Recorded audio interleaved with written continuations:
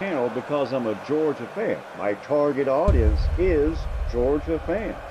And possibly just people interested in college football in general, because there could be some common ground. I never said anything that would alienate a non-Georgia fan, but I am thinking about everything from a Georgia perspective because I'm a Georgia fan. How do I know this? Because I watched all their games since I was 12. And I really feel really good when they win, and that feeling goes long way. Sometimes it lasts till the next game. Then to win that one, you start really feeling good. I actually let this team decide my moods. A big mistake. I do it, you do it. That's because we're fans. We let a team affect our psyche. And once you let that happen, you just got to deal with it. So if Georgia goes over to Alabama and doesn't win, I'm not going to like it. If they do win, I'm going to be happy. Even if they win as ugly as they did against Kentucky, I'll be happy. But this is a golden opportunity from my standpoint as a Georgia fan who has made a big point.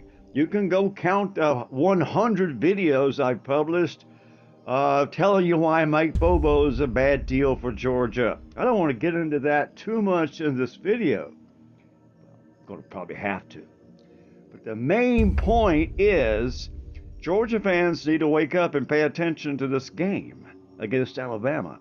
If they don't win this game, they can still make the playoffs. But what will it tell you about the team? They'll have to beat Texas, and Texas is better. They'll have to beat Ole Miss, and Ole Miss is better than Alabama. I think Alabama is the third toughest team on the schedule. So even if they blow their doors off, like this high-powered offense was advertised, and I told you in a recent video, you wouldn't see this high-powered offense by week 5. What week is it? It'll be week 5 when they play again. And if we don't see that high-powered offense, don't expect a victory. Georgia's not going to win a game, a playoff caliber team, without having a high-powered offense that's productive and scores points. That's the main thing.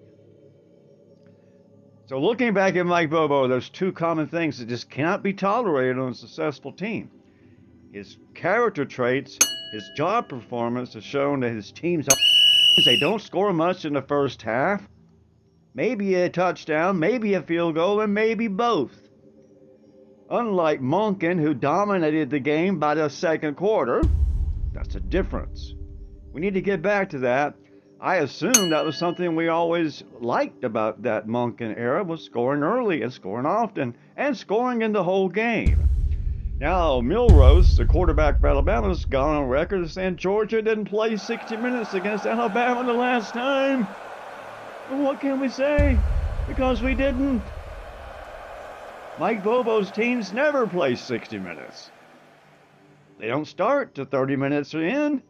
They don't start to the second half. It takes him that long to get offensive rhythm and momentum. And that goes back to the third thing that Mike Bobo doesn't ever give you.